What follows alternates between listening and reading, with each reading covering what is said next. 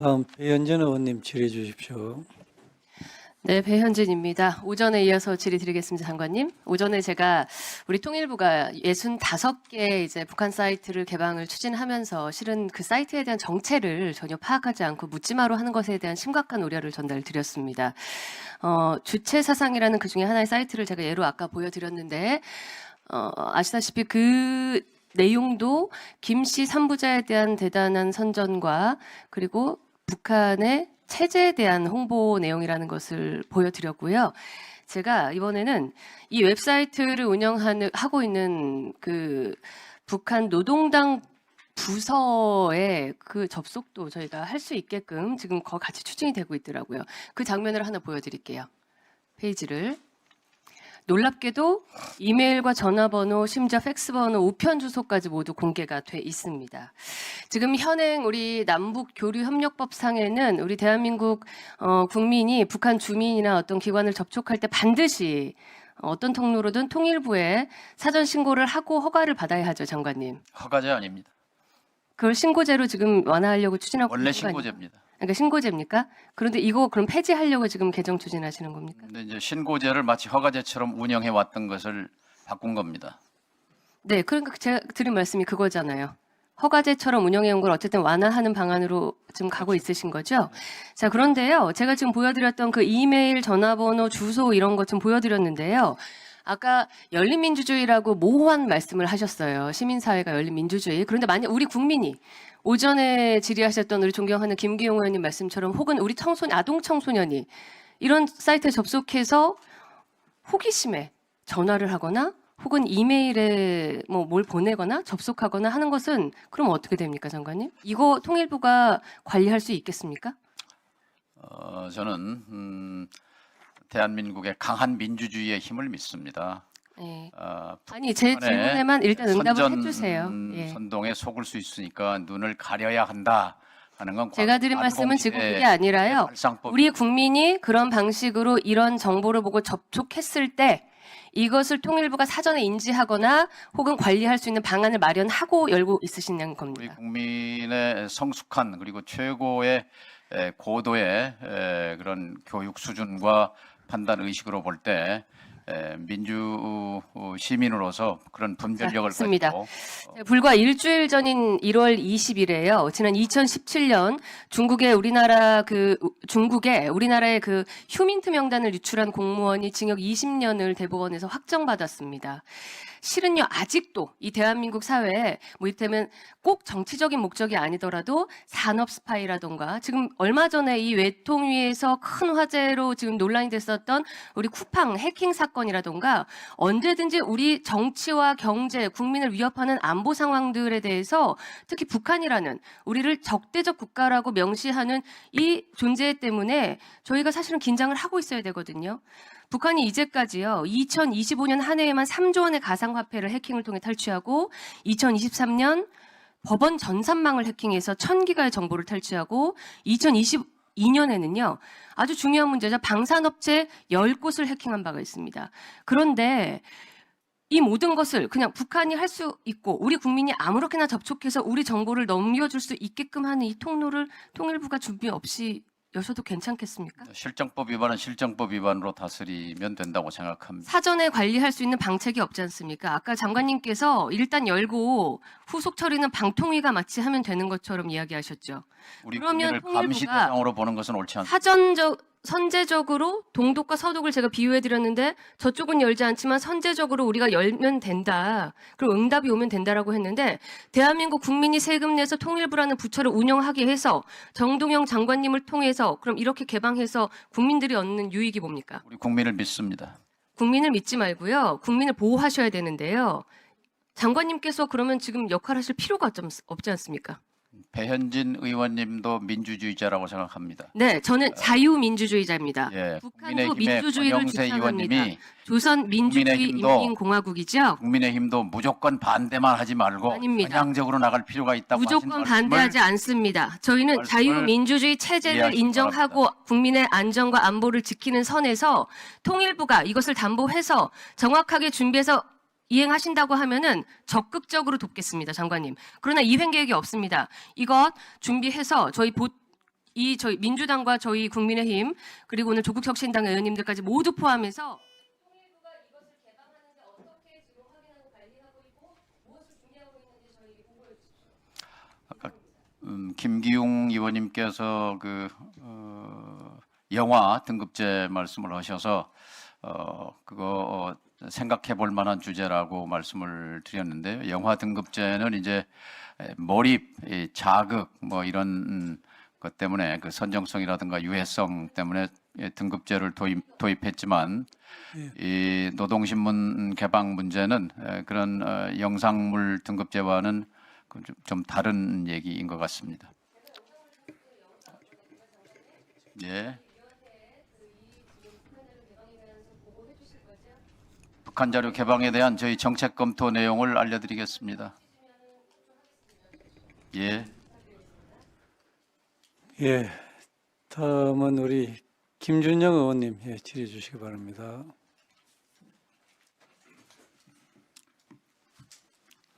아까 김건 의원님께서 알아내는 것 중요하다고 말씀하셔서 동의합니다. 아무리 예측 불가능한 트럼프라도 아는 데까지는 준비해야겠죠. 뭐 방해하지 않습니다. 근데 저는 대처하는 게 더 중요할 수 있다고 생각을 합니다. 왜냐하면 아까 말씀드린 왜 하필 한국일까? 우리는 어긴 게 없는데 그리고 미국은 지금 사실을 왜곡시키고 있습니다. 법률을 통과하지 시키지 않은 게 우리는 어긴 게 아닌데 미국이 저렇게 관세를 올린 것은 뭐 아직 올리지는 않았습니다만 그렇게 보면 한국을 본보기로 보는 거죠. 한국이 이렇게 말을 못하면 그걸 가지고 다른 나라도 다루기 위해서 저는 그렇다고 생각합니다. 또 마찬가지로 우리가 여기서 호들갑을 떨고 미국에게 당황함을 보이면 또 할 겁니다. 그래서 의도를 알고 준비하는 것도 중요하지만 이렇게 왔을 때 단호하게 대응하는 게 매우 중요하다고 생각합니다. 그렇지 않습니까? 네, 정부의 어려움을 알지만 왜냐하면 지금 방금 들어온 뉴스가 하나 있습니다. 제이미슨 그리어가 팍스 뉴스하고 인터뷰를 했는데 뒤에 이렇게 나왔습니다. 대통령 메시지가 나가니까 한국의 무역 담당자들이 전화 오고 난리가 났다. 미국으로 달려오고 있다 이런 겁니다. 보십시오 이거. 우리가 잘못하지도 않았는데 지금 협박에 차분하게 대응하시는 거 알겠는데 미국은 그렇게 보고 있단 말이에요. 타코란 말씀 아시죠? 미국에서 유행하는 거. 네. 예, 트럼프 always 치킨 아웃이란 말입니다. 포버스가 해보니까 지금까지 28차례를 치킨 아웃을 했습니다. 워싱턴 포스트는 자금까지 치니까 50차례 뻥카를 날린 겁니다. 한국한테는 자꾸 먹히면 이게 안 되는 겁니다. 감안해 주시기를 바랍니다. 장관님, 동양 척식회사 아십니까? 네. 어떤 회사인데죠? 일제 때 있었. 예, 일제 때 우리 자본과 영토를 하기 위해서 만든 동인도 회사를 한국에 만든 겁니다. 그렇습니다. 저는 쿠팡을 보니까 동양 척식회사라고 생각합니다. 보십시오. 한국에서 90% 다 벌어가면서 사실 이 인프라를 깔 때는 테크 기업이지만 저는 쿠팡 테크 기업이라고 생각하지 않습니다. 노동자들의 육체를 극한까지 몰고 가는 아주 전근대적인 기업이라고 생각합니다. 해봐 주십시오. 시각자료. 미국에 있었던 일입니다. 페이스북입니다. 페이스북 망할 뻔했습니다. 똑같은 일입니다. 개인정보 유출돼가지고 얼마나 물은지 한번 보십시오. 징벌금만 7조 4천억이고요. 단체 소송에 물어준 게 각각 1조씩 2조입니다. 자기들은 저렇게 하잖아요. 옆에 보십시오. 캐피탈본 유명한 미국 은행입니다. 아시죠? 네. 똑같은 일이 있었습니다. 수천억 물어냈습니다. 우리가 쿠팡이 개인정보 유출하고 있는 것들을 하는데 아까는 입법부를 건드리더니 이제는 또 사법부를 건드려요. 동양 척식회사 아닙니까? 제이미슨 그레어가 누굽니까? 큰 로펌에 있었던 분입니다. 그렇죠? 그분도 쿠팡이 지금 사활을 걸고 미국 정치인들을 움직여서 우리를 압박하고 있습니다. 그러면 이걸 가지고 우리 언론은 쿠팡을 또 띄워줍니다. 한국 큰일 났다.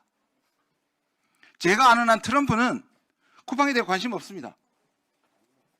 러터닉이나 그리어나 숟가락 얹는 겁니다.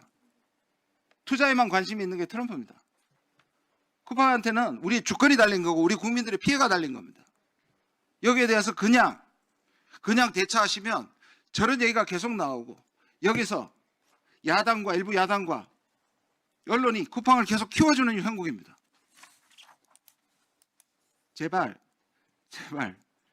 여기에 대해서 분명하게 저는 국무총리가 가서 그 부분에 대해서 얘기했을 텐데요. 모르겠습니다. 아까 미국의 예를 저는 외교부에서 준비하고 말할 거라고 생각하지만 뭐가 다릅니까? 지금 미국에서 그렇게 했던 것과. 쿠팡은 분명히 사법 주권의 문제고 미국에서 똑같은 일이 나서도 그렇게 할 것이라고 분명히 얘기하셔야 됩니다. 동양 척식했습니다. 이 사람들. 아주 악질입니다. 그렇게 해주십시오. 네. 그 두 가지 이슈 모두 김준영 의원님의 아주 결의에 찬 말씀을 잘 들었습니다. 저희들이 미국과 협의해 나가는 과정에서 잘 참고하겠습니다. 저희들은 다시 한번 이것들이 사안에 따라서 외교 이슈인가 또는 외교 이슈가 번지지 않도록 필요한 노력을 하고 또 사법적인 절차에 들어가면은 거기에 적절히 대응해 나가겠습니다. 어찌됐건 강경 대처를 주문하셨는데 저희들은 의연하게 대처해 나가겠습니다. 예, 수고했습니다. 통일부 장관님, 아까 우리 배현진 의원님이 이야기하신 내용 관련 자료와 함께 정확한 설명을 해주기 바랍니다. 다음 우리 김영배 간사님 질의해 주시기 바랍니다. 네, 김영배입니다. 우리 통일부 장관님, 예. 의견을 한번 여쭤보고 싶은데요.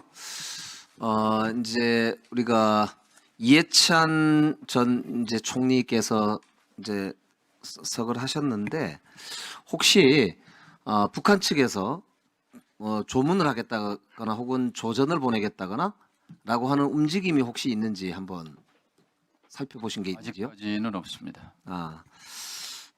그렇지 않아도 생전에 평화 통일을 위해서 굉장히 많은 노력을 하셨던 분이기도 하고 또 여러 차례 남북 정상회담과 직간접적으로 이렇게 관계를 하셨던 분이기 때문에 혹시나 해서 한번 여쭤봤습니다. 그리고 무인기가 북한에 1월 10일 날 침투가 되었다고 해서 대통령실에서도 뭐 즉각 관련 사실관계를 확인하고 수사하라 이런 지시를 한 것으로 알고 있는데요.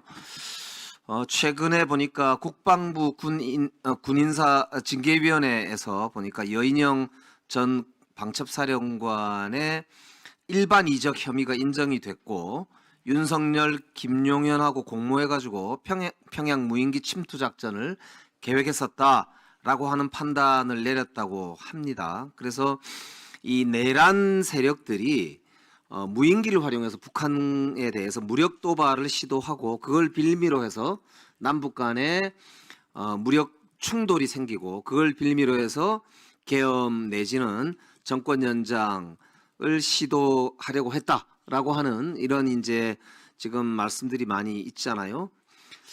그래서 그런 이제 일련의 상황하고 맞물려서 무인 비행체 회사가 설립이 됐고 그 무인 비행체 회사에 근무를 하거나 연관이 있는 사람들이 젊은이들이 이번에 민간 무인기를 북한으로 보냈다 이렇게 지금 되어 있는데 장관님 지금 어디까지 파악하고 계십니까? 예, 국가수사본부 지금 이제 군경 합동 수사본부에서 하는 일이라서 지금 뭐 날마다 이렇게 파악하는 상황은 아닙니다. 중간 발표를 기다리고 있습니다. 지금 이제 제가 이거 보면서요, 뭐 수사야 진행이 되니까 정확하게 이제 나중에 보면 알겠지만은 항공안전법상 보니까 우리가 비행 금지 구역에서 무인 자유기구 비행을 금지시키는 법안을 작년 말 12월 달에 저희들이 통과를 시켰거든요. 근데 무인 자유기구는 우리가 이제 비행 금지를 시켰는데 드론 같은 경우는 무인 비행 장치잖아요. 예. 그래서 이게 같은 종류에서 북한이 원점 타격을 하거나 하는 식의 어떤 대응이 만약에 있을 경우에 유사한 그런 이제 일종의 대북 뭐 이렇게 비상 상황 이런 게 발생할 수도 있는 소지가 있거든요. 그랬을 때 이게 이제 무인 비행 장치에 대한 명시적인 지금 금지가 되어 있지는 않긴 한데 통일부가 관련해서 국토부, 산업부, 교육부 등하고 좀 이렇게 연계를 해가지고 범부처적으로 요 무인 자유기구 비행 금지 법안의 실제 시행을 할 때 좀 요 무인 비행 장치와 관련해서도 가이드라인 같은 게 좀 마련 되어야 관련 산업계에서도 어느 정도는 예측 가능성을 가지고 조금 이렇게 산업도 진흥하면서 동시에 이런 위험도 제거하는 이런 게 좀 가능하지 않을까라고 생각이 되는데 어떻게 생각하십니까? 예, 법을 보완하든지 아니면은 다른 정부 시행령을 통해서라도 가능하면 이 무인기 이 비행에 관해서 규제할 필요가 있다고 생각합니다. 전단 날리는 거에 대해서는 경찰관 직무집행법 그리고 항공안전법 손질을 통해서 제도적으로 완전히 이제 막았습니다. 그러니까 전단을 날리려는 시도, 날리는 행위 자체는 처벌받게 되어 있습니다. 이 무인기에 관해서 좀 더 명백하게 그 처벌 근거를 정비할 필요가 있다고 생각합니다. 네. 그리고 외교부 장관님 제가 나중에 추가 질의할 때 좀 더 여쭤볼 텐데요. 핵잠 관련해서 콜비 지금 국방부 차관이 온다는 게 이번 핵잠 관련된 내용을 포함하고 있습니까?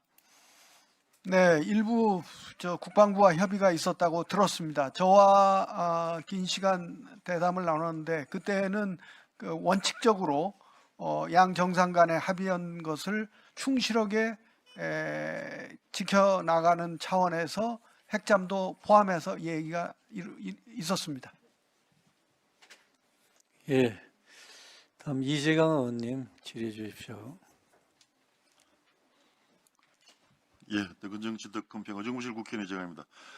외교장관님, 지난 대통령 업무보고에서 우리 제외 공간이 방만하게 운영되고 있다고 지적을 받았습니다. 외교부도 효율을 고려해서 거점 공간 위주로 역량 재편을 하겠다고 하셨죠. 해외 공간이 우리나라 기업과 문화의 세계적 진출을 돕는 가교 역할을 해야 한다는 데는 공감합니다. 그래서 현재 외교부가 계획하고 있는 공간 재편 기준에 대해서 질의를 드렸는데 세 가지 분야에서 거점 공간을 선정할 계획이라고 답을 주셨습니다. 첫째가 문화 공공 외교 거점 공간, 두 번째가 수출 수주 과학기술 거점 공간, 그리고 세 번째로 개발 협력 거점 공간입니다. 그렇죠? 네. 예. 그런데 실제로 또 다른 측면에서 제가 그 해외를 다녀보고 또 많은 교민들을 만나보면 지속적으로 제게 미는 중의 하나가 영사 서비스 접근성을 높여달라는 것입니다. 우리 공간이 너무 멀다는 거죠. 잘 아시다시피 콜로라도주 기억나시죠? 우리 교민이 5만 명 되는데 여기는 샌프란시스코까지 갑니다. 왕복 한 2,400km고 비행기로 2시간 반, 차로도 18시간이 겁니다. 예를 들면 콜로라도에는 일본 공간이 있습니다. 일본 교민이 4,600명이 됩니다. 그리고 거기는 과테말라뿐만 아니라 코스타리카 다 교민들이 4,000명 정도밖에 되지 않는데 공간을 다 두고 있는데 우리는 5만 명이 되는 교민이 있는데도 공간이 없습니다. 여기뿐만 아니죠. 아시죠? 태국의 치앙마이나 호주 퍼스나 필리핀의 앙헬레스 그리고 멕시코에도 이런 분간 수요가 높은 것으로 알고 있는데 이 부분에서 알고 계십니까? 이번 공간 재편 계획에 이런 부분들이 들어갑니까? 지금 공간을 거점 공간화하는 것은 의원님께서 지적하셨던 대로 세 가지 카테고리를 가지고 좀 더 효율적으로 공간을 운영할 수 있도록 하려고 하는 것이고 불필요하게 방만하게 또는 불필요하게 공간 수를 늘렸던 것은 단계적으로 줄여 나간다는 원칙을 가지고 있습니다. 지금 그 영사 서비스를 확대해 나가기 위해서는 물론 더 많은 영사관이 설치돼야 된다고 생각합니다만은 이러한 상황에서 제반 여건을 종합적으로 고려할 수밖에 없고 영사협력원 제도를 활용해서 필요한 서비스를 개선해 나가고자 합니다. 잘 알고 있습니다. 미니 공간 비슷하게 해서 출장도 가고 가는데 그 별 효과적으로 영사 업무를 잘 하지 못하고 있지 않습니까? 사실이지 않습니까? 지역마다. 꼭 그렇지는 않습니다. 순회 연사 제도도 있고 저희들이 즉각 대응을 할 수 있는 또 시스템도 가지고 있고 그래서 그런 제도적 보완을 통해서 부족하나마 최선의 영사 서비스를 하려고 합니다. 다 많이 개설하고 영사과 업무를 할 수 있으면은 물론 좋겠습니다만은 이것은 어디까지나 제한된 국민의 세금으로 받는 저희들의 예산 안에서 활용을 해야 되기 때문에 우선순위를 정할 수밖에 없고 또 효율성을 생각지 않을 수 없다는 점을 말씀드립니다. 재편하실 때 성과 중심 재편도 좀 검토해 보셨으면 합니다. 그런 말씀 들으셨죠? 네, 그렇습니다. 예. 예. 그리고 타부처 파견직 또는 타부처 외 사무소도 많이 있지 않습니까? 코트라 고이카를 비롯해서 좀 어떤 업무 공유가 원활하지 않고 좀 협력되지 않는 그런 부분도 있다면 그건 국가적 자원의 낭비 아닙니까? 네. 그런 것도 좀 역할을 조정해서 이번 재편에 좀 반영했으면 좋겠다는 생각이 듭니다. 네, 그래서 그런 계획이 포함되어 있습니다. 이건 외교부만 하는 것이 아니고 관련 모든 부처가 협조해서 공공기관에서 파견된 많은 그 사무소 중에 중첩되거나 불필요하거나 하는 것은 일원화시키는 방향으로 나갈 계획입니다. 예, 지금 제가 아까 말했듯이 몇 군데 지금 영사 업무 접근성이 좀 미비한 곳이 너도 곳이 넘는데 이 문제도 해결했으면 좋겠는데 제가 마지막으로 제가 외교부 예산을 올해 보니까 정말로 너무 적은 거 아닙니까? 3조 얼마인데 사업 2조 얼마 빼버리면 그래서 이거 예산을 대폭 좀 늘려서 좀 이번 차제에 이런 영사 업무도 제대로 할 수 있도록 좀 해야 되지 않겠습니까? 네, 감사합니다. 그런 부분은 진심으로 네. 시대가 바뀌었습니다. 이제 외교관들이 외교 업무를 제대로 할 수 있도록 엄청나게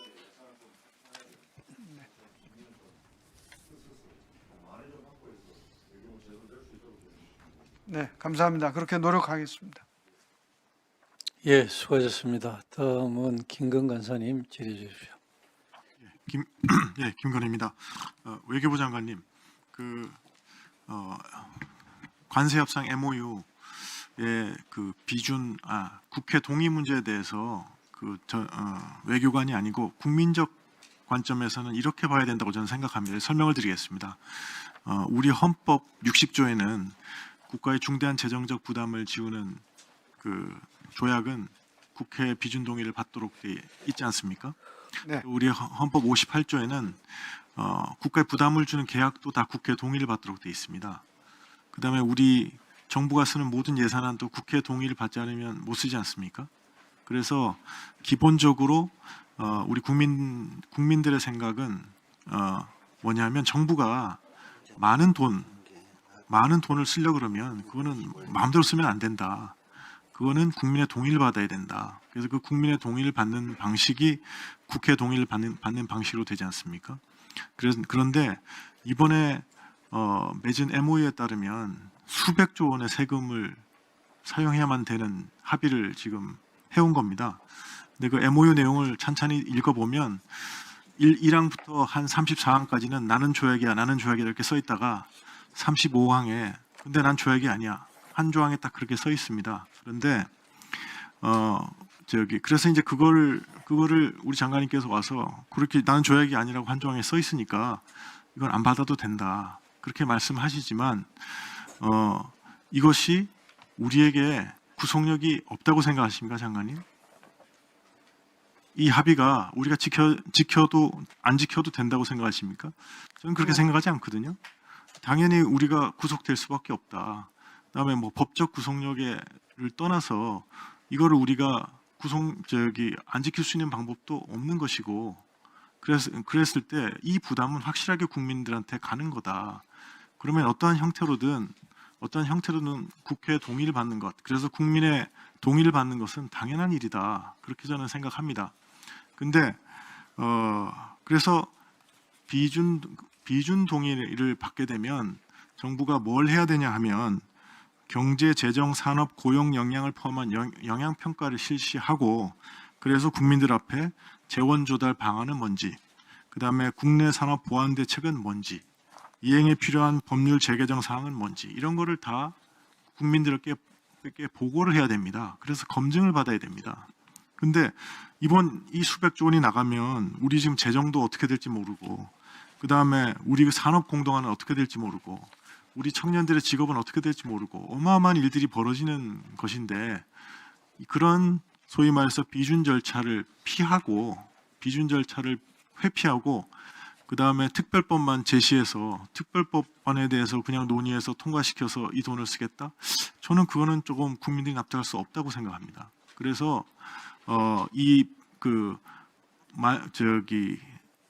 이거는 여야 간에 합의를 해서 국민들이 납득할 수 있는 국회 동의 방안을 전 분명히 찾아야 된다고 생각하고, 거기에 대해서는 이런 중요한 내용들을 피해서 그냥 숨기고 그냥 이 수백조 원을 쓰겠다? 저는 그런 생각에 동의할 수 있는 국민은 없다고 생각하고, 그런 생각에 동의할 수 있는 우리 여당 의원님들도 없다고 저는 생각합니다. 네. 어떻게 생각하십니까? 네, 이미 여러 차례 제가 설명을 드렸는데 다시 한번 설명을 드리겠습니다. 이것은 김 의원님께서 말씀하신 대로 내용이 있고, 이 내용에 관해서는 조약이 아니고 구속력이 없고 하는 것이 거기에 들어 있습니다.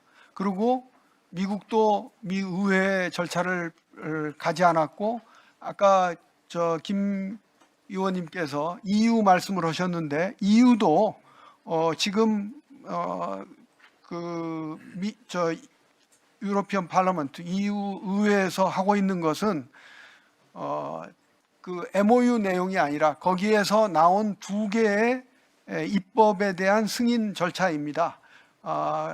그래서 일본도 마찬가지고 그렇고, 그러나 보다 더 중요한 것은 지금 이 상황에서 우리가 만약에 MOU를 다시 동의 절차를 필요로 한다면, 밟는다면 어떻게 되겠습니까? 저는 현실에도 맞지 않고 기본 취지에도 맞지 않고, 또 국제적으로 우리의 상대국인 미국과의 관계, 또 다른 나라들의 케이스에 봐서도 이것을 다시 처음으로 MOU를 동의를 받느냐 안 받느냐 하는 논란 자체를 하는 것이 매우 불필요한 일이다. 지금으로서는 대미 투자 특별법을 통해서 국민의 부담이 되는 내용에 대한 국회의 동의와 필요한 절차를 밟는 것이 가장 중요하다. 그렇게 말씀드리겠습니다. 추가 질의. 예. 자, 그러면 보충 질의가 다 끝났고 이제 추가 질의에 들어가도록 하겠습니다. 홍기현 의원님, 질의 주시기 바랍니다. 시간은 3분 드리겠습니다. 3분이요. 예, 정동영 장관님께 질문하겠습니다. 대통령께서 신년 기자회견 때 북한 핵 문제에 대해서 또 한반도 비핵화에 대해서 사실 의미 있는 말씀을 하셨는데요. 그대로 좀 옮겨보면 비핵화를 해야 되는데 가장 이상적이긴 하지만 북한이 핵을 포기하겠습니까? 그것도 엄연한 현실이죠. 엄연한 현실과 바람직한 이상, 이 두 가지는 쉽게 공존하기 어렵죠. 이렇게 말씀하셨거든요. 대통령께서도 좀 구체적인 걸 쭉 풀어서 말씀하셨는데 장관님은 어떻게 이해하고 계십니까? 예, 그렇습니다. 오늘 현재도 북한의 핵물질은 늘어나고 있습니다. 영변의 플루토늄, 또 영변과 구성 등등의 우라늄 등. 그래서 비핵화 구호가 중요한 게 아니라 사실 지난 10년 넘게, 20년 넘게 CBID 완전한 검증하고 불가역적인 북한 비핵화라는 게 종교처럼 되어 왔습니다. 그러나 현실적으로 지금 불가능하게 되어 있지 않습니까? 그러면 현실에 입각해서 우선 늘어나고 있는 고도화되고 있는 북한의 핵 능력을 중단시키는 것이 먼저다 하는 문제의식을 대통령께서 갖고 계시고 저도 같은 생각입니다. 이에 대해서 야당에서는 이걸 이제 핵 군축 협상 추진으로 생각하고 또 이것은 이제 북한을 핵 보유국으로 인정하는 것으로 해석될 수 있다. 이는 대한민국 스스로 협상에서의 운신의 폭을 좁히는 자충수가 될 위험이 크다. 이렇게 논평했어요. 알고 계시죠? 예. 예, 이 부분에 대해서는 뭐라고 말씀하시겠어요? 최근에 미국이 NSS 국가 전략 보고서 또 NDS 국가 방위 보고서, 국방 보고서 등등에서 이 비핵화란 말이 사라졌습니다. 그리고 중국도 방위 지침 백서에서 또 언급하지 않고 있는데 그같이 어쨌든 북핵 문제는 지난 수십 년간의 적대적인 북미 관계의 산물인데 이 같은 정세와 전략 변화를 충분히 숙고해서 우리 나름대로 장기적인 목표로서의 비핵화는 포기하지 않되 그러나 현실적이고 실용적인 접근이 필요하다고 생각합니다. 예, 저도 전적으로 공감을 합니다.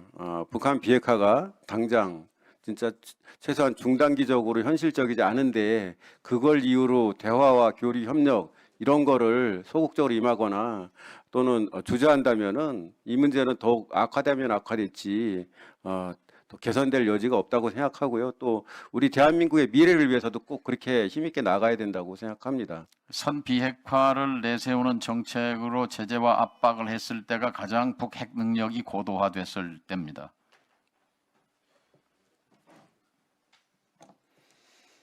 네, 다음은 우리 김기웅 의원님 하시고 윤호덕 의원님 하시겠습니다. 예. 아니 이번에 우리 재해동부 청장님한테 딴 건 아니고 지금 이번에 우크라이나 뭐 동포들도 오지만 이 탈북민 북한 이탈 주민 정착 지원해 보면은 이제 국내에 들어왔을 때 초기에 이제 여러 가지 어려움이 있으니까 저희가 뭐 여러 가지 지원을 하지 않습니까? 현금 지원도 하고 임대주택도 하고 제도가 잘 돼 있지 않습니까? 현재로. 네. 이제 현재 재해동포들 들어왔을 때 특별법으로 뭐 지금 사할인이나 뭐 과거에 뭐 고려인 동포 같은 건 있는데 네. 일반적으로 이 재해동포 중에서 긴급히 이제 들어오게 돼서 뭐 당장 취업이나 것도 어렵고 생활에 좀 생계비 같은 게 어렵다면 그런 분들을 대상으로 한 법 제정 제도 이게 좀 정비될 필요가 있다라고 생각을 하고 있거든요. 저도 법을 한번 마련해 보려고 하는데 우선 그거에 대해서 어떤 입장이시고 법무부나 이런 곳하고 했더니 갈등이 좀 있으십니까? 그 관련해서? 그 부분과의 갈등은 아니고요. 지금 현재 이제 해외 예전에는 나가던 분위기에서 해외에 나가 있는 동포들이 귀환하는 게 상당히 늘어나고 있습니다. 그리고 이제 동포 인재 유치도 지금 현재 추진을 하고 있고요. 그런데 여러 가지 이것을 위한 제도가 좀 미비돼 있는 게 현실입니다. 제가 생각하는 지금 이제 위급 상황, 위난 상황으로 들어오고 위난 상황에 대한 동포들도 지금 위난 상황에 대한 동포 지원하는 방식은 있습니다. 그런데 그것도 역시 아직 좀 제도가 안정적으로 갖춰지지 못하고 있고요.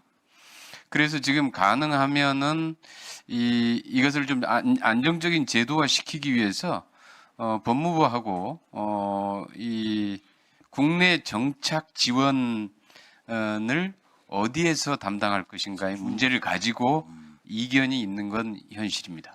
왜냐하면 지난해 이제 예산 결산하다가 그 부분에서 예산을 반영해 드려도 제도적으로 잘 이게 안 되는 부분이 있다라고 얘기를 들어서 차제에 분명히 필요한 영역인데 그럼 법무부랑 재해동포청이랑 어쨌든 해서 급하게 위난 상황에서 들어온 동포들에게 당분간 뭐 1년이든 살아갈 수 있는 어떤 기본 어떤 걸 제공하는 건 제도가 정비돼야 된다. 법도 필요한 말인데 이런 생각이 있거든요. 예, 저희들 입장은 이제 법무부는 출입국이나 정착 체류 자격 문제, 예, 그거죠. 예, 그리고 이제 불법 체류자에 대한 단속 이런 게 이제 주 업무 아니겠습니까? 근데 이제 여기에 정착시키는 또 업무는 글쎄, 단속하는 부서가 하기에는 적절하지 않다라고 생각을 하고 있고 이런 부분들에 대해서 동포 부분의 귀환 동포의 정착 지원은 재외동포청에서 직접 담당을 하는 것이 국내외 재외동포 간의 연관관계도 그렇고요. 동포 역량을 극대화시킨다는 측면에서 실질적으로 필요하다라고 보고 있습니다. 저도 그렇게 생각을 해서요. 알겠습니다. 네. 다음은 윤우덕 의원님 질의하시겠습니다.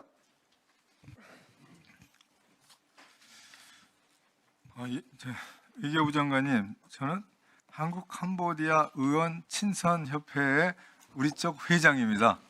그래서 캄보디아에 대한 관심이 좀 더 많아요. 그래서 스캠 범죄에 대해서 또 질의를 하도록 하겠습니다. 자료 좀 올려주십시오. 이제 최근 자료를 보니까 작년에는 무려 504명이 납치 강금으로 이렇게 신고가 됐고 2024년에는 220명.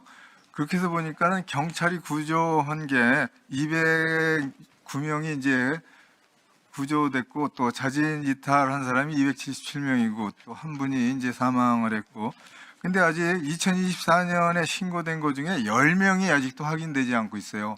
그리고 2025년에는 78명이 확인되지 않고 있어요. 88명이 캄보디아에서 신체와 생명이 확인되지 않고 있습니다. 아직은 여전히 위험하다라는 얘기를 할 수도 있을 것 같아요. 그리고 또 자료를 제가 받아보니까는 최근 경찰이 많이 활동을 해서 이제 그 범죄 피의자들을 강제 송환하고 있잖아요. 여러 번 강제 송환했죠. 네, 그렇습니다. 아니 그래서 이제 228명을 이제 강제 송환을 했어요. 근데 그 사람들 중에서 이게 감금된 거, 납치 감금돼서 신고한 사람하고 얼마나 겹치냐라고 하는 걸 외교부에 이제 자료를 좀 제출해 달라고 했더니 11명이 겹치는 거예요. 네. 그러니까 같은 감금된 사람이 신고한 사람하고 강제로 송환한 사람하고 딱 11명으로 2%가 겹치는 거예요. 그러면 92%가 범죄 피의자하고는 관계없이 이를테면 사기 취업을 가려고 했던 선의의 사람들이 감금된 거라는 그런 통계가 확인이 된 거예요. 그럼 빨리 찾아내야죠. 이분들 아직도 88명이 확인되지 않고 있는데. 네, 저희 주 캄보디아 대사관에서 현지 경찰과 협력해서 그러한 노력을 계속 하고 있습니다. 보다 근본적으로는 우리 이 스캠 범죄를 막기 위해서는 은행에서 그 이상한 자금의 흐름이 있을 때 이걸 즉각 막을 수 있는, 그래서 원천 방지할 수 있는 그런 노력도 강구해야 되지 않을까. 그래서 저희들이 관계 부처에 그러한 문제 제기도 한 바 있습니다. 네, 수고하셨습니다. 다음은 네.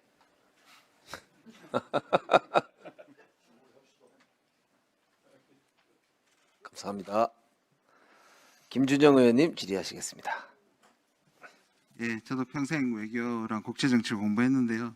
때로는 말하는 게 외교지만 때로는 말하지 않는 게 외교 맞죠? 두 분 장관님 그렇게 동의하시죠? 근데 최근 좀 바뀐 것 같아요. 할 말을 해야 되는 외교 두 가지 하고 안 했으면 하는 말 세 가지만 말씀드리겠습니다. 4월에 뭔가 변화가 있을 것 같고 북미 간에 또 남북 간에 북한 물론 이 가능성은 그렇게 높지는 않아도 뭐 최선을 다해야 되는데 대규모 한미 연합 군사 훈련을 자꾸 유예 문제가 큰 계기가 될 수 있죠. 저는 뭐 훈련해야 된다고 생각합니다. 근데 대규모로 북한에게 위협을 주는 거는 미룰 수 있다. 대대별로 나눠서 1년 내내 할 수 있다고 생각하는데 이거 좀 여기에 대해서 할 말을 해야 되지 않습니까? 통일부 장관님 뭐 많이 하고 계시지만 여기에 대해서 좀 더 적극적으로 목소리를 내셨으면 좋겠는데요. 예, 남북 평화 공존 시대를 열겠다는 새 정부로서는 이 한미연합훈련의 원래 취지에 맞게 방어적 성격의 훈련을 하는 것이 맞다고 그렇습니다. 그리고 지금 NDS 아까 말씀한 NDS에서 북한 억지 책임은 한국에게 있고 미국은 돕겠다고 했으면 우리가 자율성을 더 발휘해야 되면 이 유엔사의 이 부분에 대해서도 이 원래 자기 일이나 하지 계속 내정을 간섭하는 거에 대해서도 따끔하게, 왜냐하면 미국 NDS가 그렇게 얘기했고 유엔사가 근본적으로 유엔과 관련 없는 기구라는 점에서 이 부분에 대해서도 할 말을 하셔야 된다고 생각하고요. 말하지 않는 부분 좀 더 중요한데요. 비핵화 그만 얘기하시면 안 돼요? 제 말은 저도 비핵화 바랍니다. 근데 이 시점에서는 좀 말 안 하는 게 외교라고 생각하지 않습니까, 장관님? 저 외교부 장관님? 저요. 네. 비핵화에 대한 이야기는 원칙이기 때문에 알아요. 쟤는 얘기 안 한다고 해서 안 원한다는 게 아니잖아요. 대통령, 이재명 대통령이 여러 번 얘기하셨잖아요. 지금 되겠냐고. 안 한다가 아니라 뒤에 놓고 한다는데 자꾸 메시지 관리가 안 돼서 안보실장님하고 외교장님은 자꾸 비핵화가 뭔가 이걸 얘기 안 하면 공격거리가 된다고 생각해서 너무 많이 얘기하신다고 생각해요. 한미일도 마찬가지예요. 지금 한미일을 계속 얘기하면 결국 중국을 자극하게 될 것이고, 그 다음에 무인기도 마찬가지예요. 대통령은 이 무인기가 이재명 정부도 믿을 수 없겠다는 물타기로 보이는데 핑계거리인데 엄중한 상황이라 했는데 바로 뭐 안보실장님이 안 계시지만 북한도 보내고 사고 안 했는데라고 이렇게 얘기해버리면 그럼 대통령이 얘기한 게 뭐가 됩니까? 메시지 관리 좀 하셔야 될 것 같아요. 재차 강조하지만 하지 말자는 얘기가 아니라 이럴 때는 얘기를 좀 침묵하는 게 외교의 방법이라고 저는 생각하고요. 그리고 마지막으로 자 1분만 더 주시면 다 안 하겠습니다.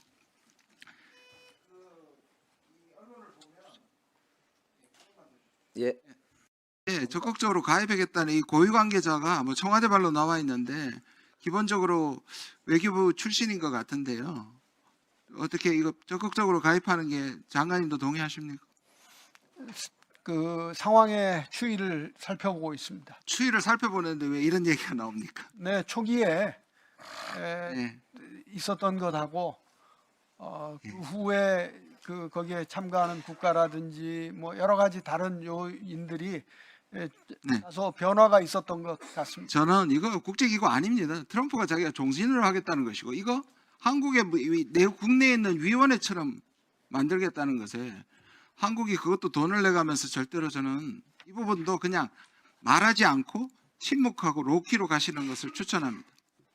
네, 좋은 말씀입니다. 저희들이 계속 검토를 진행하겠다는 입장, 그리고 이 위원회가 평화 안정에 대한 기여하는 측면을 고려하겠다. 그걸 고려해서 우리의 참여와 역할도 검토하겠다. 그런 정도로 하고 있습니다. 네. 수고하셨습니다. 이재강 의원님, 질의하시겠습니다. 건정시대 금평 어정무실 국회의장입니다. 통일부 장관은 지난 12월에 북한 노동신문이 개방되었습니다. 이와 더불어 통일부는 북한 사이트를 개방하기 위해 정책 전환을 시도하고 있습니다. 북한 사이트 차단 절차는 다음과 같습니다. 첫째, 경찰청과 국가정보원이 방송미디어통신심의위원회 방미심의의 차단을 요청하고, 두 번째, 방미심의가 이를 심의 의결하여 세 번째, 통신사업자가 특정 정보를 차단하는 구조입니다. 차단을 해제할 때도 동일한 절차로 진행됩니다. 즉 방미심의가 구성된다면 정책적으로 북한 사이트를 개방하는 것이 충분히 가능하다는 뜻입니다. 제가 확인한 바에 의하면 방미심의는 늦어도 차주까지 위축이 마무리될 것으로 봅니다. 올해 6월 지방선거가 있는 만큼 선거방송심의위원회 설치를 위해서라도 방미심의 구성이 선행되어야 하기 때문입니다. 장관님, 본의원은 이제 북한 정보 개방을 법적으로 명문화할 필요가 있다고 생각합니다. 실제로 북한 정보 개방은 그 분야가 상이할 뿐 노태우 정부에서도, 김대중 정부에서도, 심지어 내란 수계 윤석열 정부에서도 추진해 오던 내용입니다. 오랜 시간 북한 정보 개방을 추진한 만큼 이제는 절차에 기대기보다 정보 차단의 법적 근거인 정보통신망법을 개정해야 된다고 생각합니다. 그렇게 해서 본 의원은 최근 정보통신망법 일부 개정안 법률을 대표 발의한 바 있습니다. 장관님께서는 이 법적 명문화 필요성에 대해서 어떻게 생각하십니까? 저도 필요하다고 생각합니다. 그래서 정보통신망법을 개정해서 북한 정보에 대한 개방을 법적 근거를 가지고 적극적으로 할 필요가 있다고 생각합니다. 이것이 강한 민주주의에 대한 자신감의 표명이라고 생각합니다. 예, 북한 정부를 차단하기보다는 국민에게 전면 개방해서 북한에 대한 국민적 알 권리를 보장해야 합니다. 장관님, 북한 정보 개방은 통일부가 추진하는 업무이지만 이와 관련해서 법률과 제도를 개정하기 위해서는 소감상임위원회인 국회 과학기술정보통신 방송통신위원회와 협력이 필요합니다. 그렇지 않습니까? 맞습니다. 예. 통일부가 북한 자료 대국민 공개 학대라는 국정과를 원활하게 추진할 수 있도록 장관님께서 통일부 국회 가방회 협력을 적극적으로 이끌어 주실 것을 당부드립니다. 적극적으로 설명하겠습니다. 예. 예. 법적 보호망을 꼭 좀 만들어 주시기 바랍니다. 예. 예. 감사합니다. 네. 다음은 우리 김건 의원님 질의하시겠습니다. 예, 아까 이제 국회 동의 문제에 대해서 제 생각은 이렇습니다. 이런 식으로 수백조 원의 국민 세금이 나갈 수 있는 합의를 거기 합의 내용 이거는 공동 성명에 아니 뭐 양국 간에 뭐 앞으로 교역 규모를 갖다 3천억 불로 이제 이런 내용하고는 다른 거지 않습니까? 아주 구체적인 그 합의 내용을 갖고 있는 조약의 모든 내용을 갖춰놓고 거기에 그냥 끝에 이거는 근데 법적 구속력은 없다고 해놓고 사실상의 구속력을 부여하는 식으로 한다고 대통령이 앞으로 계속 그렇게 할 수 있다 그러면 이런 선례를 남기는 게 저는 좋지 않다고 생각합니다. 대통령이 이렇게 국회 동의라든가 국민적인 검증 절차를 다 무시하고 이런 식의 합의를 해서 수백조 원의 국민 세금을 마음대로 쓸 수 있게 만드는 것이 우리 헌법에 맞지 않다고 저는 생각하고요. 거기에 대해서는 어떻게 하든지 여야 간에 합의가 있어서 국민이 납득할 수 있는 방식으로 돼야 된다고 생각하고 지금 그 문제를 장관님이 생각하듯이 그냥 슬쩍 넘긴다든가 이런 거는 저는 받아들일 수 없다고 생각합니다. 그걸 저 코멘트니까 답변하실 필요는 없습니다. 답변을 좀 드리고 싶은데요. 예, 죄송합니다. 예. 네, 그리고 법적 구속력이 먼저 가시네. 없다는 것이 조항이 들어있는데 그것이 바로 이 MOU의 성격을 규정한다고 생각합니다. 이건 정치적 합의입니다. 그리고 국민의 부담을 지는 내용은 그때그때 특별법에 따라서 엄한 절차를 거쳐서 충분한 논의를 거쳐서 우리 국회에서 허락해 주시고 예산이 들어가는 데 대한 모니터링을 해 주실 수 있다고 생각합니다. 그 입장은 제가 이미 알고 있고 제 입장을 지금 말씀드린 겁니다. 근데 제 생각은 많은 국민들은 제 입장에 더 공감할 거라고 생각합니다. 어떻게 대통령이 마음대로 가서 수백조 원의 우리 세금을 갖다 저렇게 쓰고 오는데 국회 동의도 안 받을 수 있나? 이런 생각을 하고 있습니다. 아니 그때 필요한 한미 간의 합의가 이루어져서 프로젝트가 있으면은 당연히 지금 그 이행법을 국회에 그 동의를 얻는 과정이 있습니다. 이건 동의 정도가 아니라 법안으로 이루어지는 것입니다. 그래서 저는 김 의원님의 지금 그 논리에 대해서 사실은 동조하기가 굉장히 어렵습니다. 근데 장관님의 동조를 제가 바라는 건 아니고요. 국민들은 제 생각엔 저하고도 생각이 비슷할 것 같습니다. 저는 그렇게 생각합니다. 예. 추가 질의하겠습니다. 예, 수고하셨습니다. 다음 김영배 간사님 질의해 주십시오. 네, 김영배입니다. 외교부 장관님. 네. 예, 아까 제가 이제 핵잠 관련해서 여쭤봤는데요. 지금 우리 정부에서는 핵추진 잠수함 관련해서 아마 작년 말 12월 달에 첫 번째 TF 회의를 가진 것으로 제가 알고 있거든요. 그런데 이 경우에 보니까 이제 파트너인 미국 같은 경우는 국무부, 전쟁부, 에너지부 이렇게 세 개 부처 정도 이상 이제 이렇게 연관이 될 것 같은데 그 중에서 보면은 아무래도 전쟁부 그러니까 우리로 치면 국방부 같은데요. 여기도 중요하지만 또 한편으로는 에너지부도 굉장히 중요할 것 같습니다.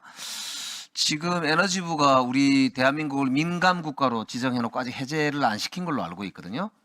그렇습니다. 예, 그 중요한 이유 중에 그때 거론이 됐던 것 중에 하나가 대한민국에서 제기되고 있는 무책임한 핵무장론에 대한 견제가 상당히 포함되어 있었다 이런 이야기가 있었거든요. 그러니까 그렇기 때문에 이번에 이게 핵 추진 잠수함을 건조하고 대한민국이 보유하는 그런 과정에서도 이게 혹시나 핵무기를 가지려고 하는 거 아니냐라고 하는 의심을 에너지부가 거두지 않을 경우에 이게 제대로 추진이 되겠느냐 이런 우려가 있습니다. 그래서 민간 국가도 아직도 해제를 안 한 이유가 바로 그거 아니냐 이런 이야기가 있거든요. 그러니까 이 부분에 대해서는 혹시 관계 부처들하고 협의하면서 좀 논의가 있었습니까? 네, 저희들이 문제 제기를 했었고 이것은 에너지부에 가서도 충분히 설명을 하고 그 핵잠은 핵무기를 탑재한 잠수함과는 전혀 별개의 것이라는 것. 우리는 핵무장을 할 의도도 없고 지금 현재로서는 그 가능성도 없다는 걸 분명히 했고, 최근에 저희 국립외교원에 핵안보센터를 새로 열었습니다. 이것은 우리의 그 핵무기에 대한 입장을 다시 한번 분명하게 대외적으로 천명하는 계기가 됐습니다.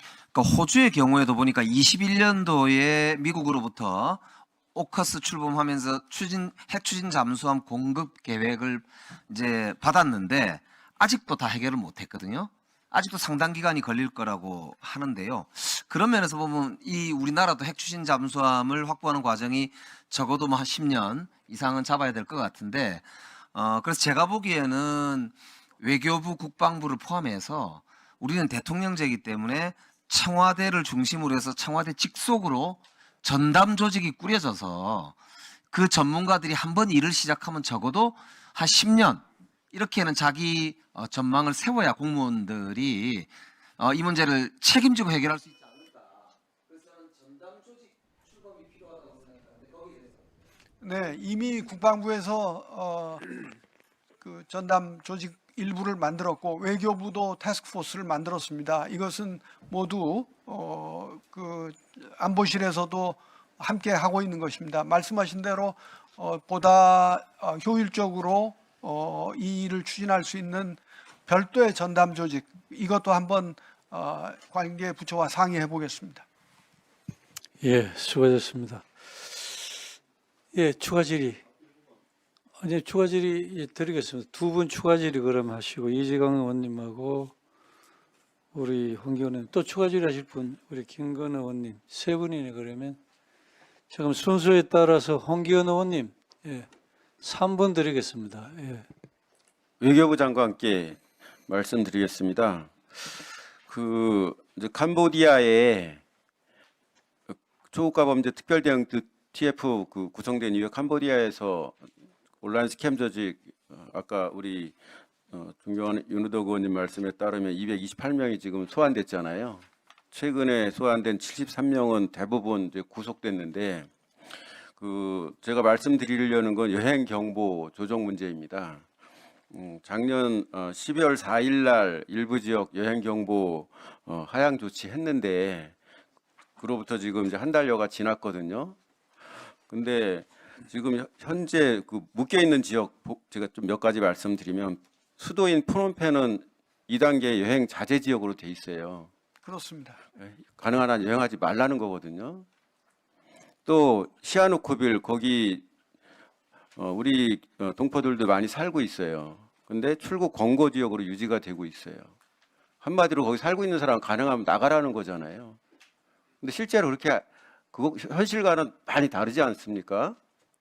또 여행 금지 구역으로 돼 있는 세 곳 중에 한 곳인 보코산 지역, 여기 이제 작년 8월에 우리 대학생이 사망했던 그곳이라서 금지 구역으로 묶였는데, 제가 지난번 국정감사 때 뭐 영상으로도 보여드렸지만 거기는 국립공원이고 아주 유명한 여행 지역이고 수많은 외국인들이 지금 여행 오는 곳인데 지금도 여행 금지 구역으로 묶고 있어요. 여행 금지 구역이 되려면 정말 조금만 움직여도 목숨이 위험하거나 신변이 위험한 곳이 여행 금지 구역 아니겠습니까? 현실과 동떨어져 있게 지금 여행 경보가 이렇게 발령이 돼 있는데, 제가 친선협회 회장도 아닌데 저한테 계속 지금 동포들이 하소연합니다. 12월 4일 날 조정한 것만으로는 아직도 자기들은 너무도 힘들다. 좀 현실에 맞게 조정해달라. 장관님, 그 12월 4일 이후에 특히 우리 경찰들 거기 추가 파견된 이후에 우리 국민 안전사고 또는 뭐 신변 위협 신고 들어온 게 있습니까? 지금 일부 미제 사건들이 아니, 있습니다. 과거의 미제 사건 아까 윤희도 의원님 말씀하신 사실 그건 저도 할 말이 많지만 이 자리에서 안 하겠는데 그 이후에 단 한 건이라도 뭐 위험 신고 들어온 게 있어요? 제가 알 일은 없습니다. 그 전에도 없었고요, 사실상. 그래서 제가 실무부서랑 좀 협의를 할 텐데 장관님 관심 가지시고 물론 우리 국민이 위험하다 그러면 당연히 여행 경보 맞게 해야죠. 근데 그렇지 않다면은 이것 때문에 고통받고 있는 현지 동포들 생각해서 합당하게 조치해 주시기를 부탁드립니다. 네, 자세히 들여다보고 네. 가능하면은 조속히 여행 경보 추가 하향 조치를 취하겠습니다. 예, 수고하셨습니다. 우리 이재강 의원님, 예, 3분 소심되겠습니다. 예, 통일부 장관님께 질의하겠습니다. 오늘 유엔사 백브리핑 보고 받으셨습니까? 아직 못 받았습니다. 오늘 유엔사 국방부 기자단 백브리핑에서 DMZ 평화 법안이 정전 협정과 충돌한다라고 입장을 밝힌 것 같습니다. 이 부분에 대해서 좀 어떻게 하실 말씀 있습니까? 국회에서 지금 우리 이재강 의원님과 한정혜 의원님이 DMZ의 평화적 이용, 그러니까 생태, 문화, 관광, 역사 등등 학술 등등에 관해서는 DMZ 출입에 대해서 독자적인 우리의 영토 주권을 행사해야 한다 하나 그런 취지에서 법을 제정하신 것으로 보는데 이건 우리의 고유 입법 권한입니다. 그러니까 유엔 사령부가 뭐라고 얘기한 건 유엔사의 입장인 것이고 국회가 법을 제정하는 것은 국회 입법부의 권한이라고 생각합니다.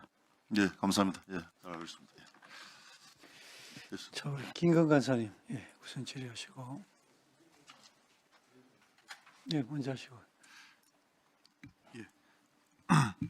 그 PPT 좀 아까 그 동료 의원께서 트럼프 대통령의 언급이 이제 우리 입법부를 무시하는 데 대해서 우리가 화를 내야 된다 이렇게 말씀하셨습니다.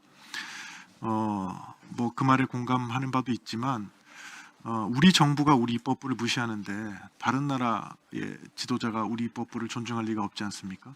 그래서 저는 그 이전에 이 문제를 제기하고 싶습니다. 지난번에 그 팩시트 합의하신 거 있지 않습니까?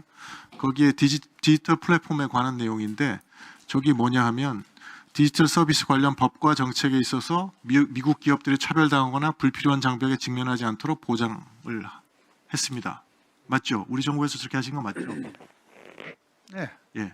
근데 저걸 보면서 제가 뭐 미국하고 장관님도 협상 많이 하시지만 저도 많이 협상했는데 항상 미국 사람들이 우리한테 협상할 때 하는 얘기가 그 입법에 관한 사항은 행정부의 관할이 아니기 때문에 우리가 어떤 보장도 해줄 수 없다. 그게 기본 입장입니다. 그게 우리 정부도 마찬가지가 되지 않나요? 그렇습니다. 그런데 왜 저런 합의를 하셨죠? 왜 이 그 미국의 디지털 기업들이 차별당하지 않게 법이 만들어지도록 보장을 왜 하신 겁니까? 네, 무슨 근거, 무슨 권한으로 그걸 하셨습니까?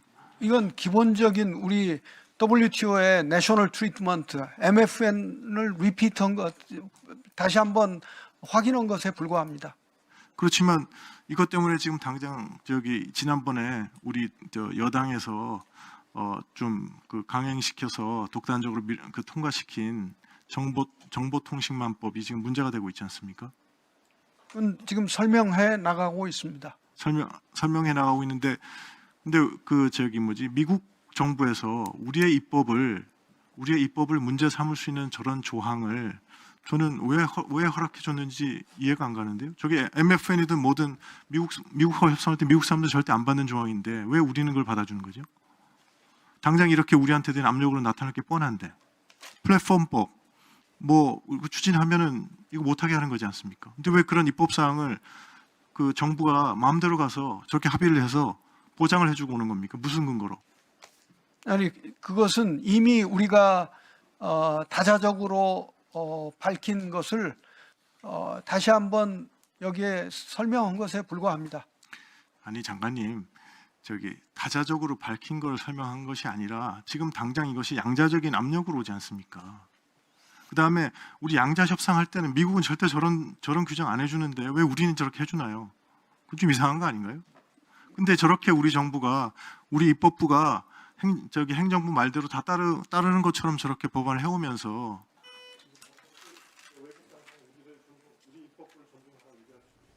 저희는 그 협상에서도 항상 그렇지만은 그 외국과의 관계에 있어서 우리가 우리 국회를 존중하고 국회 절차를 거쳐야 된다는 것을 항상 강조해 오고 있습니다. 예, 윤호덕 의원님 질의 있으시면 예, 하십시오. 예, 3분간 하시죠. 예. 아니 외교부 장관님, 이제 태국하고 캄보디아하고 이제 무력 충돌을 가끔 하잖아요.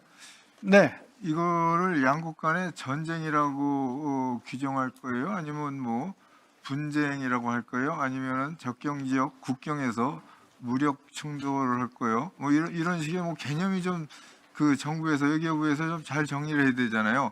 전쟁이라는 거는 양국 간에 전면전을 해야 되는 걸 전쟁이라고 그러는 거고, 이게 국경에서 뭐 조금씩 무력 충돌을 하는 거 정도를 전쟁이라고 할 수는 없는 거 아니에요.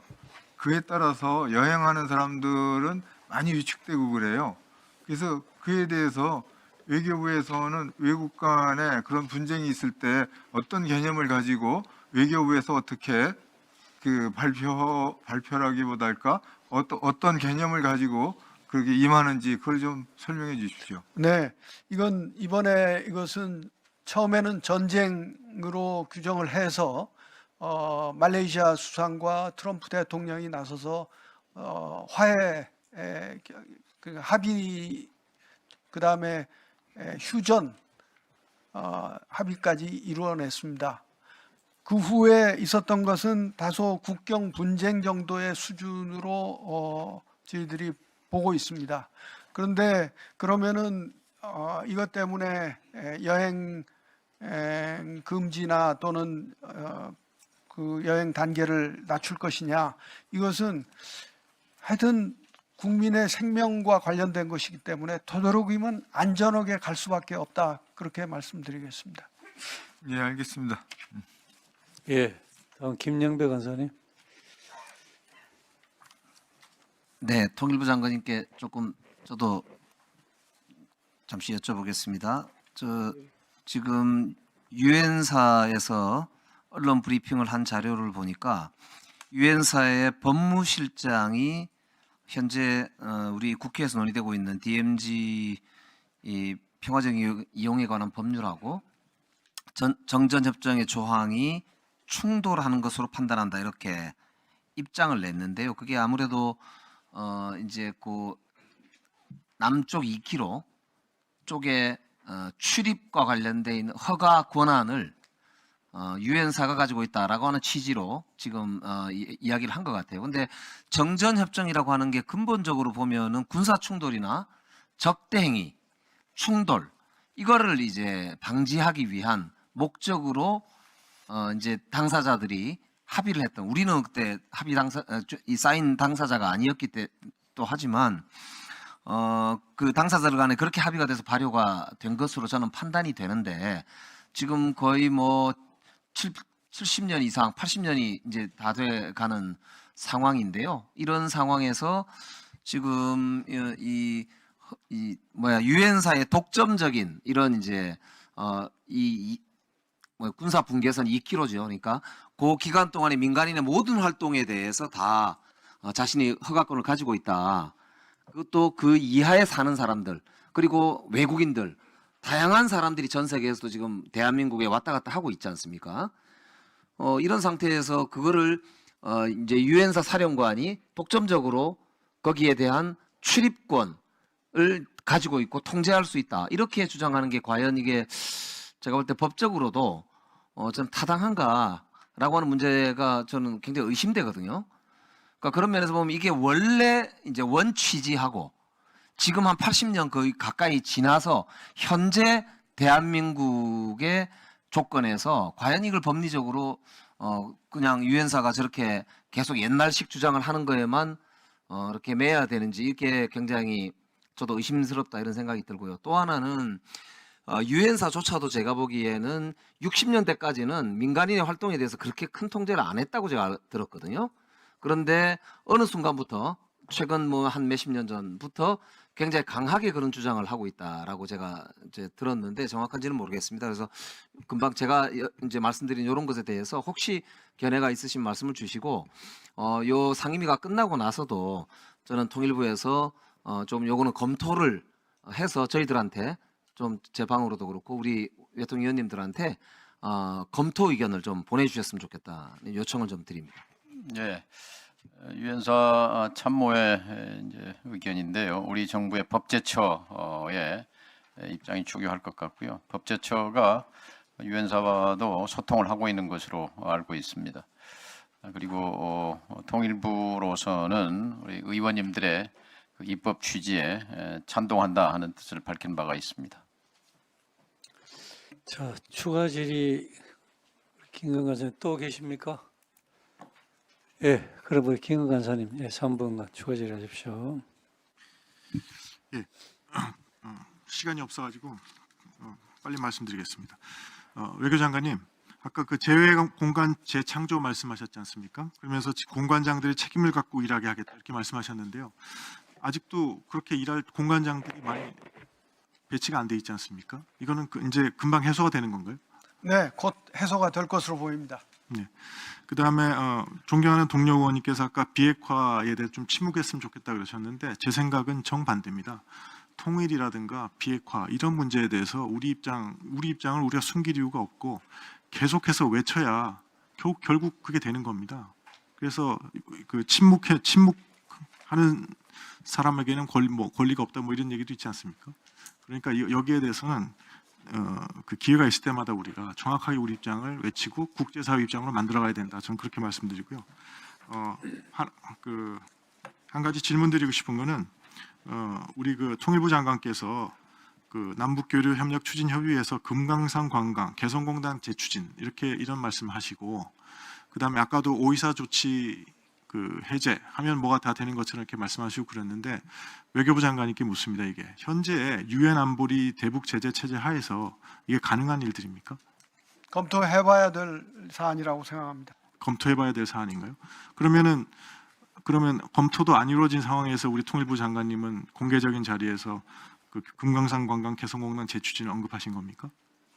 아니 그건 옆에 계신 통일부 장관님께서 업무보고 때도 얘기하셨지만은 궁극적인 목표 바늘구멍이라도 뚫어야 된다는 절박한 심정에서 하신 말씀으로 제가 이해했고 저희 외교부로서도 2026년의 외교 목표 중에 하나가 북한과의 대화의 채널을 만들어내는데 온 외교력을 집중한다 그렇게 말씀드린 바가 있습니다. 제 생각에는 좀 검토를 해보고 이거 되는 건지 현재 체제에서 그다음에 뭔가 현실성 있는 얘기를 좀 국민들한테 해야 되지 않겠습니까? 그 필요 없는 기대치를 높이는 게 이게 무슨 도움이 되겠습니까? 우리 국민들한테도 그렇고 희망 고문만 하는 거지. 그래서 좀 이런 거는 부처 간에 좀 조율을 해서 이게 과연 되는 일인지 그렇게 하고서 좀 했으면 좋겠습니다.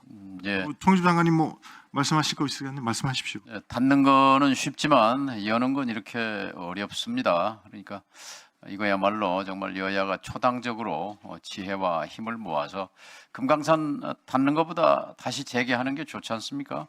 그럼 준비도 해야 하고 어떤 길이 있는지 개별 관광 같은 것은 또 제재 대상도 아닙니다. 그렇기 때문에 이 문제에 대해서는 좀 초당적으로 뒷받침을 해주시면 감사하겠습니다. 1분만 주십시오. 예, 1분 쓰세요. 통일부 장관님, 지금 그 사이에 마치 아무 일도 없었던 것처럼 그렇게 말씀하시면 곤란합니다. 금강산 관광 문제에 대해서는 박광자 씨가 사망하는 사건도 있었고 그 이후에 안보리 제재도 있고 그래서 하면 좋은 거 아니냐 하면 좋죠. 그렇지만 그게 그렇게 될 가능성이 별로 없어 보이는데 자꾸 그렇게 국민들 희망 고문해서야 되겠습니까? 그래서 정확히 따져보고 그러면 앞으로 북한하고 대화를 해서 앞으로 우리가 가는 신변 보장은 관광객의 신변 보장은 과연 가능한 건지, 그 다음에 이거 금강산 관광을 재개했을 때 관광 수입은 우리가 어떻게 그러면 송금을 할 수 있는 건지, 그런 게 가능한 건지. 지금 여러 가지로 사실은 북한이 할 수 있는 모든 활동이 다 안보리 제재에서 제하게 돼 있는데, 거기에 대해서 지금 그 주무부처 안보리 제재 주무부처인 외교부 장관님은 아직 검토도 안 해봤다 그러는데, 그렇게 검토도 안 해본 상황에서 마구 지르시면 저는 그건 국민한테 대한 예의가 아니라고 생각합니다. 예. 자, 그러면 질의를 모두 마치도록 하겠습니다. 더 이상 질의하실 의원님이 안 계시기 때문에 외교부 및 통일부 등 소관부처에 대한 현안 질의를 종결하도록 하겠습니다. 서면 질의가 있습니다. 안철수 의원님, 송원석 의원님, 이재정 의원님, 한정희 의원님, 김영배 의원님 서면 질의가 있습니다. 서면 질의한 내용에 대해서는 관련 기관은 신속하고 성실하게 답변해 주시기 바랍니다. 서면 질의와 서면 답변은 오늘 회의록에 게재하도록 하겠습니다. 이상으로 오늘 회의는 마치도록 하겠습니다. 위원님 여러분 수고 많으셨습니다. 조현 외교부 장관님, 정동영 통일부 장관님을 비롯한 관계 공무원 여러분 오시기 바랍니다. 본격적인 회의에 들어가기에 앞서 몇 가지 안내 말씀드리도록 하겠습니다. 먼저 지난 2025년 12월 15일자로 국회법 제48조에 따라 우리 위원회 위원 사보임이 있었습니다. 인요한 의원님이 사임하시고 배현진 의원님이 보임하셨습니다. 새롭게 보임하신 위원님이 인사 말씀을 듣도록 하겠습니다. 배현진 의원님 인사 말씀 부탁드립니다. 네, 배현진입니다. 모든 위원장님과 의원님들 반갑습니다. 그리고 우리 기관에서 나오신 모든 관계자분들 반갑습니다. 예, 수고하셨습니다. 예, 배현진 의원님께서는 교섭단체 요청 및 여야 간사간 협의를 통해 법안심사소위원회 위원으로 선임하도록 하고, 새로 선임된 위원님께서는 우리 위원회가 효율적으로 진행될 수 있도록 도와주실 것을 부탁드립니다. 위원회 위원 사보임으로 인해 변경된 소위원회 구성 현황에 대해서는 배부된 유인물을 참고해 주시기 바랍니다.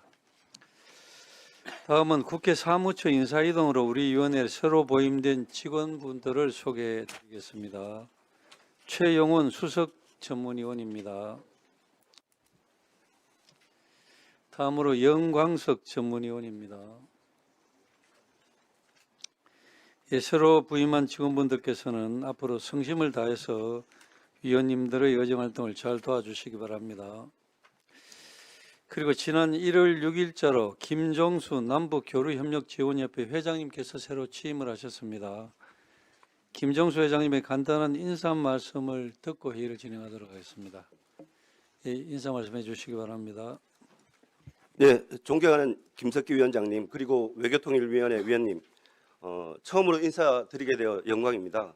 지난 1월 6일 새로 취임한 남북교류협력지원협회장 김종수입니다.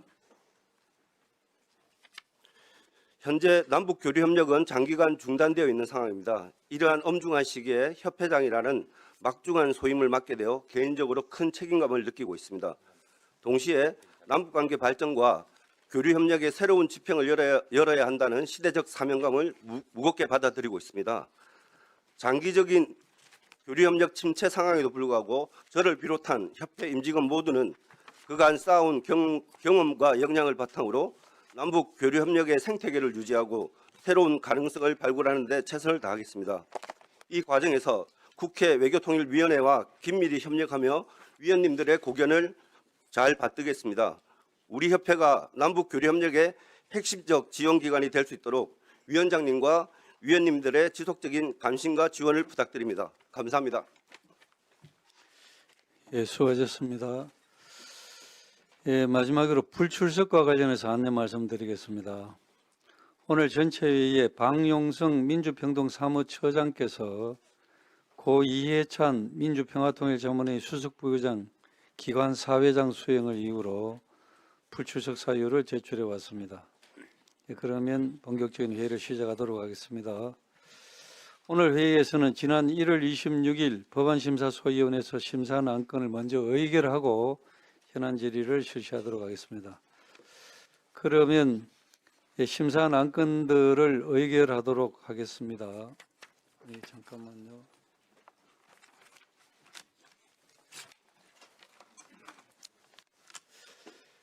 이게 맞는가요? 네, 맞습니다. 의사일정 제1항 통일교육지원법 일부 개정 법률안부터 의사일정 제4항 통일교육지원법 일부 개정 법률안 대안까지 이상 4건을 일괄하여 상정하겠습니다.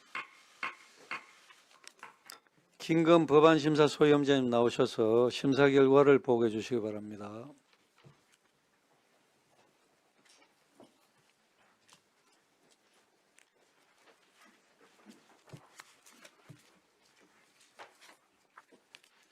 예, 법안심사 소위원회 김건 위원장입니다. 우리 소위원회는 지난 1월 26일 오전에 소위원회를 열어 통일부 소관 11건의 법률안, 외교부 소관 3건의 결의안에 대해 심도 있는 심사를 실시하였습니다. 그 결과 우리 소위원회가 의결한 통일부 소관의 3건의 법률안에 대하여 심사 결과를 보고드리겠습니다. 김영배 의원, 김기현 의원 및 홍기원 의원이 각각 대표 발의한 통일교육지원법 일부 개정 법률안 3건은 이를 통합 조정하여 우리 위원회 대안으로 제안하기로 하고 각각의 법률안은 본회의에 구의하지 아니하기로 의결하였습니다. 대안의 주요 내용을 말씀드리면 첫째, 통일교육 정의 규정의 통일의 지향점이 평화적 통일임을 명백히 밝히고 둘째, 통일부 장관으로 하여금 통일교육 기본계획을 5년마다 수립하도록 하고 기본계획을 수립 변경하는 경우 미리 관계 중앙행정기관의 장과 협의하도록 하되 경미한 사항의 경우 이를 생략할 수 있도록 하며 수립한 기본계획을 지체 없이 국회 소관 상임위에 제출하도록 하며 셋째, 기본계획을 시행하기 위한 시행계획을 전년도 추진 실적을 반영하여 해마다 수립하도록 하고 넷째, 입법 시행 이후 최초로 수립하는 기본계획의 대상 기간을 입법 시행일이 속하는 연도에 다음 연도부터 4년까지로 하였습니다. 보다 자세한 내용은 배부해드린 유인물을 참조하여 주시고 아무쪼록 우리 소위원회에서 제안하고 심사 보고 드린 대로 의결하여 주시기 바랍니다. 감사합니다. 예, 수고하셨습니다. 안건 심사를 위해 소개해 주신 김건 법안심사소위원회 위원장님을 비롯한 법안심사소위원회 위원님들의 노고에 깊은 감사의 말씀을 드립니다. 그러면 법안심사소위원회 심사 보고에 대해 질의나 의견이 있으신 분 계십니까? 예, 의견이 없으시면 이제 안건을 의결하겠습니다. 이에 앞서서 오늘 의결할 통일교육지원법 일부 개정 법률안 대안에 대해 축조 심사 및 비용 추계 생략을 위한 의결을 하겠습니다. 먼저 오늘 상정한 안건은 법안심사소위원회에서 조문별로 상세하게 심사하였으므로 국회법 제58조 제5항에 따라 축조 심사를 생략하고자 하는데 이의 없으십니까? 예, 가결됐음을 선포합니다. 다음으로 국회법 제66조 제4항 단서 및 제79조의 2 제3항 단서 규정에 따라 예산상 또는 기금상의 조치를 수반하는 안건에 대한 비용 추계를 생략하고자 하는데 이의 없으십니까? 가결됐음을 선포합니다. 이제 안건을 의결하도록 하겠습니다. 의사일정 제1항부터 제3항까지 3건의 통일교육지원법 일부 개정 법률안은 그 취지가 반영되었으므로 각각 본회의에 부의하지 않기로 하고 법안심사소위원회에서 제안한 바와 같이 의사일정 제4항의 대안을 우리 위원회 안으로 제안하고자 하는데 이의 없으십니까? 가결됐음을 선포합니다. 방금 의결한 안건에 대한 체계 자구 정리 및 심사 보고와 관련된 세부적인 사항은 위원장에게 위임하여 주시기 바랍니다. 오늘 의결한 법률안과 관련해 정부 측 인사 말씀을 듣겠습니다. 정동영 통일부 장관님 나오셔서 인사 말씀해 주시기 바랍니다.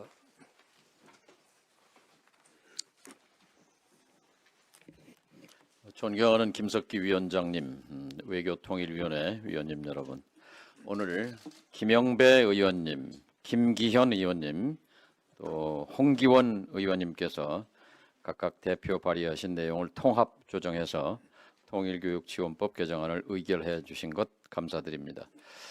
오늘 개정안에서 통일교육 정의에 대해 평화적 통일이 명시됐습니다. 대한민국 헌법에 입각한 평화적 통일의 사명을 통일 교육의 근간으로 삼아야 한다는 법안 취지에 따라 정부 또한 통일 교육의 지향점을 평화적 통일 의식 함양에 두고 지속적인 노력을 기울여 가겠습니다.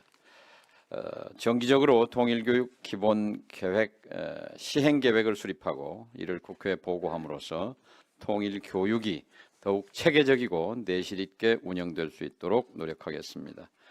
통일부 소관 업무에 대한 위원님들의 각별한 관심과 애정에 감사드립니다.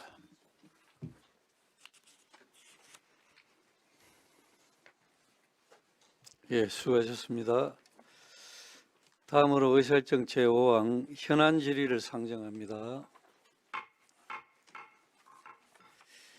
현안 질의에서는 배부된 순서에 따라 1문 1답으로 하고 주 질의는 답변 시간을 포함해서 간사간 협의로 7분으로 하며 부족한 부분은 나중에 보충 질의 시간을 드리도록 하겠습니다. 그러면 순서표에 따라서 의사진행관 하십시오. 네, 김영배입니다.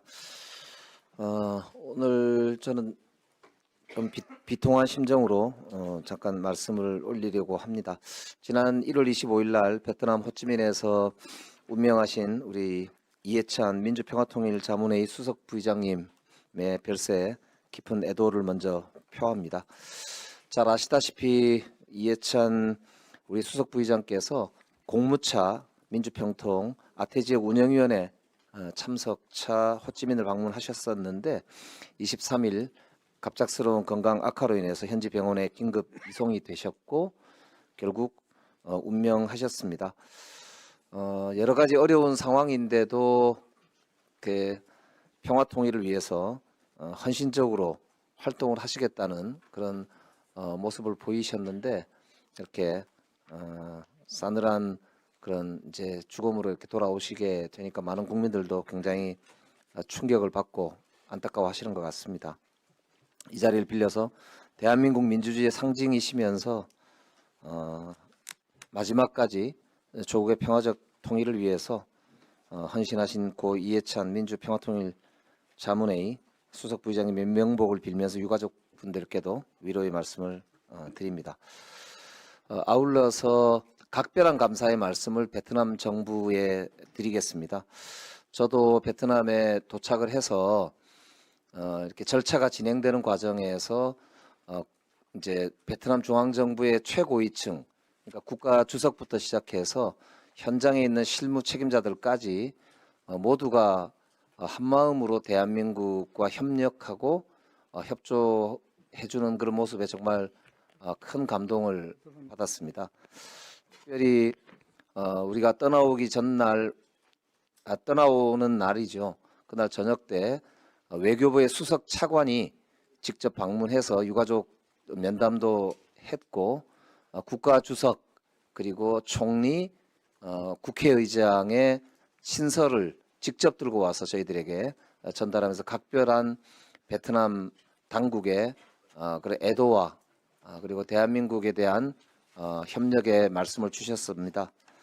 정말 감사하다는 말씀을 드리면서 우리 베트남과 한국의 대한민국의 우호 협력이 더 강화될 수 있도록 저도 최선을 다하겠다는 말씀을 드립니다. 아울러서 우리 외교부 우리 당국 그리고 특히 최영삼 대사를 비롯해서 주 베트남 한국 대사관 그리고 권태한 호찌민 총영사 대리를 비롯해서 현장에 있던 우리 외교부 혹은 아니면 이제 영사관의 직원들의 각별한 노력에도 깊이 감사하다는 말씀을 드립니다. 특별히 우리 직원들이 그동안 현지에 있는 베트남 관계기관과 협력을 매우 잘 이루어 왔다는 점을 저도 현장에서 확인했기 때문에 장관님께서도 각별하게 좀 격려를 해주실 필요가 있지 않을까 이런 말씀을 드립니다.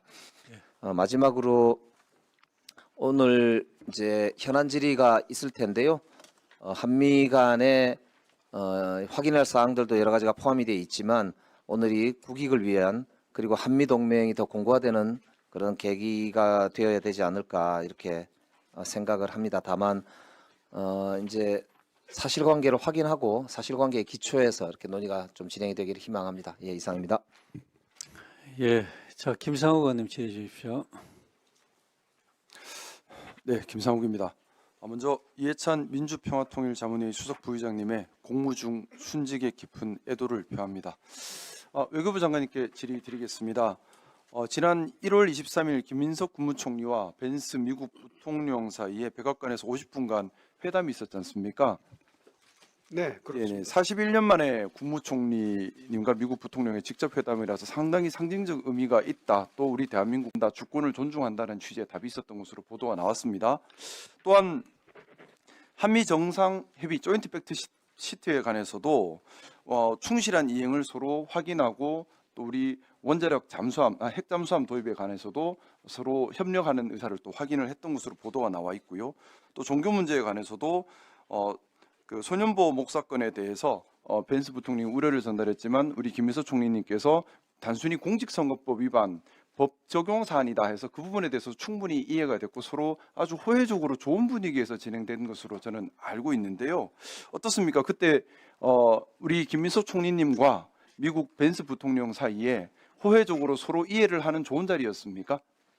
네, 지금 의원님께서 말씀하신 그런 취지로 그런 내용으로 주미 대사로부터 공식 보고를 받은 바 있습니다. 네, 그러면 지금 안 그래도 어제 이제 관세 문제 때문에 좀 많이 혼란스러운 일이 벌어졌습니다. 그러면 이런 팩트시트에 관해서도 충분히 부통령과 상호 조율이 되었다고 하면은 좀 이해가 안 됩니다. 그러면 이 벤스 부통령이 트럼프 대통령에게 오해가 없도록 전달을 충분히 했을 것 같은데 그러면 트럼프 대통령이 쓴 그 글에 관해서 미국 상무부나 국무부나 부통령도 잘 몰랐던 것으로 지금 판단하고 계신 건가요? 네, 저희들이 정보 보고를 받았습니다만은 네. 미국 정부 내의 일이라서 제가 공개적으로 답변할 수 없음을 좀 양해해 주시기 바랍니다. 다만 그동안 미국 정부 특히 또 트럼프 대통령의 그 소셜 미디어 발표를 보면은 그런 왜 그런 것이 그렇게 발표되는지 대강 짐작할 수 있지 않을까 생각합니다.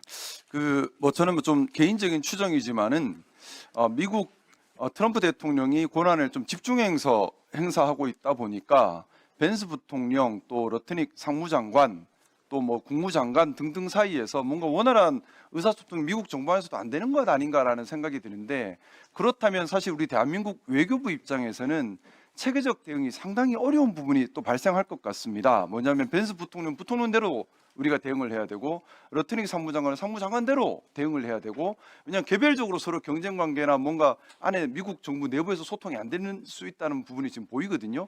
이런 부분에 대해서 외교부에서 좀 준비하고 있는 것이 있습니까? 네, 저희들이 그 트럼프 2기 행정부의 독특한 의사 결정 구조랄까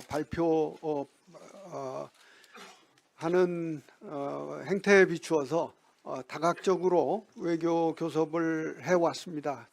그리고 이번의 경우도 그런데 그 같은 맥락에서 차분하게 대응을 해 나갈 생각입니다. 장관님 좀 답변 좀 빨리빨리 조금 부탁드릴게요. 시간이 많이 없으니까 우선 제가 이제 지금 제가 보기에는 미국 정부 내에서 의사결정 과정이 체계적으로 단일적으로 이루어지는 것이 아니라 약간 부처별로 또 부통령 따로 상무장관 따로 이렇게 지금 올라가는 것 같아서 외교부에 정말 유연한 대처가 필요하다는 생각이 드는데요. 관련해서 지금 통상교섭 관련해서 우리 외교부가 직접적으로 역할을 하고 있는 것이 있습니까? 간단하게만 말씀 주십시오. 네, 통상교섭본부와 긴밀한 협의를 해 나오고 있었습니다. 제가 구체적으로 여쭤보겠습니다. 그러면 그 미국 대사관 안에 상무관과 재경관이 있지 않습니까? 그래서 네. 상무관과 재경관이 상무부나 또는 이쪽과 접촉한 이후에 이 내용을 대사에게 보고하고 이 대사가 우리나라 외교부 또 장관님께 보고를 하고 있습니까? 당연히 그렇게 하고 있습니다. 네, 그 협력을 더 강화시켜 주기를 부탁드리고 싶습니다. 뭐냐하면 외교부의 파트너는 국무부고 우리 또 산자부의 파트너는 상무부지 않습니까? 근데 보면 국무부와 상무부도 미국 안에서 서로 협조가 안 되는 것 같은데 우리는 또 단일한 목소리를 체계적으로 내야 하니 우리 안에서라도 우리 외교부와 또 산자부 간의 협력이 강화돼야 하고 그러면 대사관 안에 있는 상무관과 또 대사님 간의 긴밀한 소통이 필요할 것 같은데요. 이와 관련해서 뭐 좀 제가 알고 있기로는 이미 수십 년간 올해 좀 굳어진 관행처럼 관료적 관행이 좀 굳어져 있는 것으로 알고 있는데 뭐냐 하면 뭐 상무관이 대사님께 다 보고를 하지 못하거나 아니면 산자부로만 보고하고 외교부에 다 보고 안 되고 이런 문제는 없습니까? 네, 간혹 개인적인 성향에 따라서 그런 현상이 있기도 하지만 원칙적으로 대사의 주의하에 일사불란하게 움직이고 있고 이번에 지지난주에 제가 국무회의에 보고드린 제휴공관 그 재창조 방안에 따라서 그러면 그 부분 조금 이따 말씀 마저 듣고요. 이미 올해 굳어진 관료적 관행이 있다 하더라도 장관님 계실 때에 국익을 위해서 효율적으로 유연하게 함께 협업할 수 있도록 좀 많이 개선과 개혁을 해주시기를 부탁드리고요. 이번이 그렇게 해야 될 때라고 생각합니다. 또 2주 전에 외교부와 산자부로 미국에서 팩트시트 관련해서 메시지가 왔었지 않습니까? 이 부분에 대해서 외교부가 이 이후에 어떻게 대응을 했는지 또 제일 중요한 거죠. 제가 계속해서 드리는 말씀입니다. 지금 미국 정부의 의사결정 구조가 예를 들어 정상적이라면 벤스 부통령이 트럼프랑 상의를 해서 공식적으로 나와야 할 텐데 지금 보면 그 과정이 아닌 것 같아요. 벤스 부통령도 내용을 몰랐던 것 같고 러트닉 상무장관을 통해서 바로 올라가는 것 같은데 이러면 우리가 정말 유연하게 대처를 해야 되거든요. 그 유연하게 대처를 우리 외교부와 산자부가 앞으로 어떻게 해 나갈 것인지 또 트럼프는 계속 이런 변칙적 시도를 할 텐데 여기에 대해서 우리가 어떻게 신중하게 국익 구성으로 대응을 하고 있는지 상세한 설명을 네. 의원님 말씀하신 것처럼 유연한 대응이 필요합니다. 더 나아가서는 적극적 대응이 필요하고 또 본부에서는 청와대를 중심으로 여러 부처가 긴밀하게 협의해서 일사불란하게 움직여야 된다고 생각합니다. 예, 수고하셨습니다. 다음 우리 송원석 대표님 질의해 주시기 바랍니다. 외교부 장관님, 1월 13일 날 주한 미국 대사 대리가 정부에 발송한 한미 무역 합의 이행 관련 서한 받으셨죠? 네. 그 내용을 자료를 좀 제출하라 했더니 자료를 제출을 못하겠다고 좀 왔는데 왜 이걸 제출을 못하죠? 그게 그 외교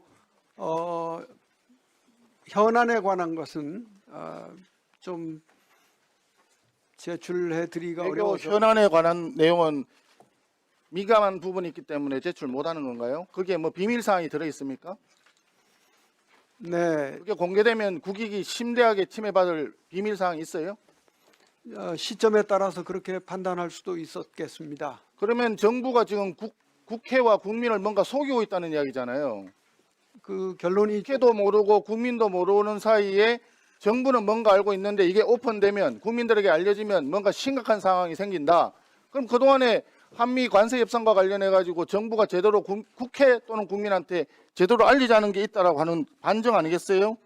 그렇게 생각지는 않습니다. 자, 다른 질문 하나 드릴게요. 이 서한을 받아가지고 국무총리하고 대통령한테 보고를 했습니까? 안 했습니까? 당연히 다 보고됐습니다. 언제 했습니까? 그 다음 날 청와대 총리실 다 보고가 된 것으로 알고 있습니다. 서한 받은 날짜가 언제죠? 13일입니다. 13일 날 받아가지고 14일 날 보고했어요? 네. 자, 그러면 김민석 총리가 지난주에 미국을 갔다 왔는데 이 내용을 보고받고 난 뒤에 나간 겁니까? 보고받기 전에 나간 겁니까? 당연히 보고 받으시고 이런 내용에 관해서도 굉장히 심각한 내용이 들어있다는 것을 인지한 상태에서 나간 거죠.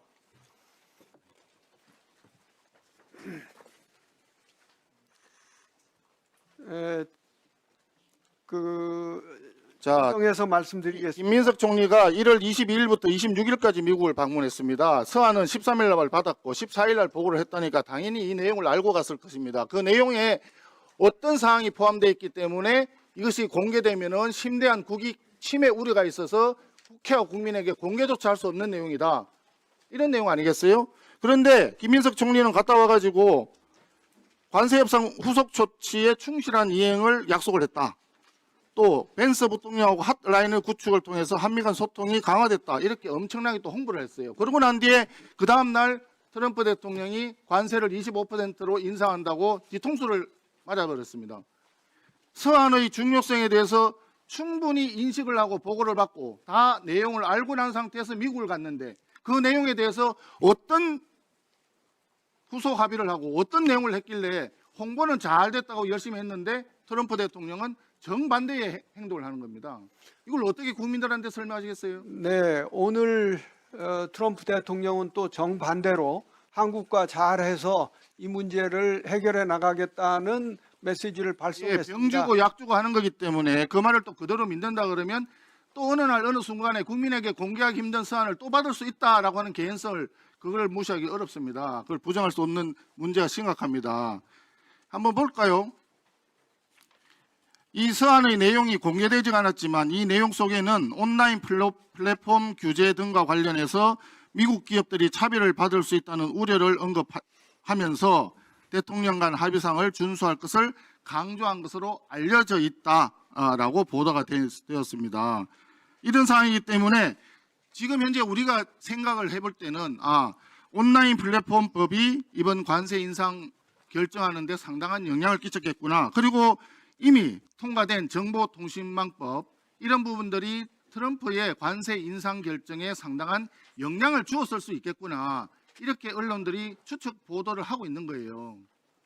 이 부분에 대해서 어떻게 생각하세요? 네, 약간 지나친 추측 보도라고 생각합니다. 왜냐하면 지나친 추측 보도를 방지할 수 있는 방법이 뭐겠습니까? 문제점이 있는 부분이라도 모두 다 국민들에게 공개해서 국민들이 검증하고 국민들이 공감할 수 있도록 하면 되는 겁니다. 그래서 행정을 국민들에게 충실히 알리는 것이 중요하고 그래서 이런 국회에서의 청문회 자리가 중요한 거예요. 그런데 여기에서 자료를 제출했더니 자료를 제출 못하겠다고 지금 외교부에서 왔단 말이에요. 네, 의원님 지금 주한 미국 대사 대리의 서한은 이번에 발표된 투자와 관련된 것에 대해서는 언급이 없었고 또 이 내용은 다 보고되었지만은 미국 국내의 의사 결정 과정이 우리의 장관님 저 답변 좀 천천히 그렇게 막 하시면 시간이 너무 많이 가거든요. 제 시간이 1분 반밖에 안 남았어요. 지금 한 가지만 더 말씀드릴게요. 그런 내용이 들어있다 그러면 뭐 심대하게 국익을 침해할 것도 아닌 것 같아요. 그러면 그 자료를 제출하십시오. 서한의 내용이 무엇인지 네, 제가 다시 한번 서한을 제출하고 그것을 국민들한테 공개하면 깔끔하지 않습니까? 그리고 또 하나 물어볼게요. 이 관세 합의와 관련해서는 합의문이 필요 없을 정도로 잘된 협상이라고 정부에서 엄청나게 자화자찬하면서 홍보를 했습니다. 알고 계시죠? 그런 상황이고 법안만